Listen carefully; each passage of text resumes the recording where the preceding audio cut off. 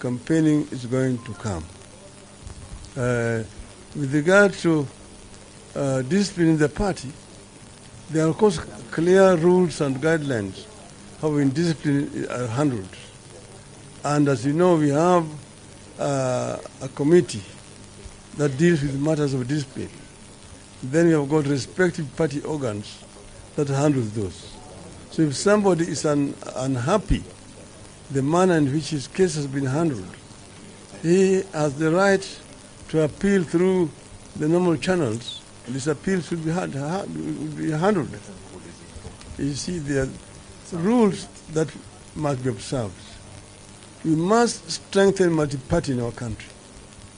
If you are elected on a particular party's ticket or a coalition, you actually are basically confined to serve that party for that 5 years mandate.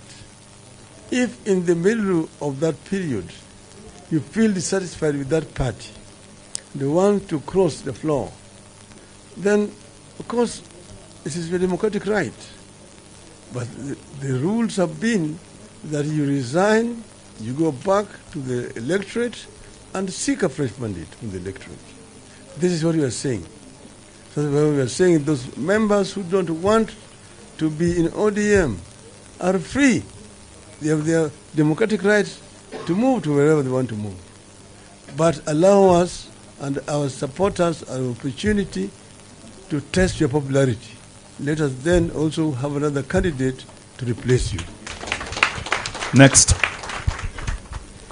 My name is David Muthoka from KTN. And yesterday you released a dossier on the G2G deal, oil deal that the government is in, and you termed it as a grand scam. Hours later, the government, through the energy minister and the majority leader, came out to say that the deal is above board, and even saying that what you presented to Kenyans was hot air and nothing but cheap propaganda. Do you still believe that the government and that G2G deal is a grand scam? Elaborate and maybe offer a response to what the leaders had to say over your dossier. Well, I don't know whether those people who responded had an opportunity to read what I had said, because it was a very comprehensive statement which gave clear facts, and I challenged the government to contradict what I had said. These other ones basically just talk and say hot air. I don't know which hot air, where that guy is coming from. And this is supposed to be majority leader of government. I think, the matter was directed at the executive, not at the legislature. So it is not work of Mr. Chungwa to respond. I directed it to the people. But be that as it may, we'll show him some political etiquette.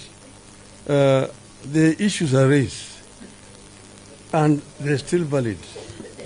I want the government to show the memorandum of understanding that they've signed between the government of the Republic of Kenya and the government of the Kingdom of Saudi Arabia and the government of the United Arab Emirates.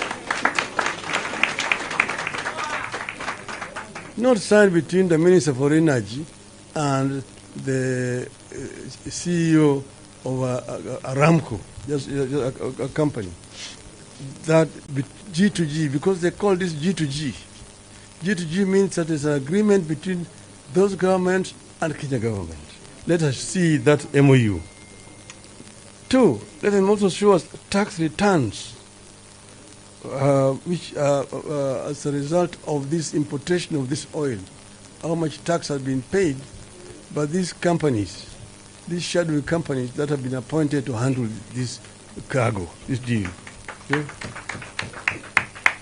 And then show us also supplier purchase agreement. Let us see that. Then tell us why EPRA boss, Mr. Kipto, was involved in the negotiations of these contracts, yet he's the one also who is here fixing prices. If that is not corruption, I don't know what corruption is. Those are very valid questions that I want this government to answer. Thank you. Your Excellency, with your indulgence, we have 2 questions, then we wind up the session. I'm Chris Owino from Ramogi TV. I've got 2 questions.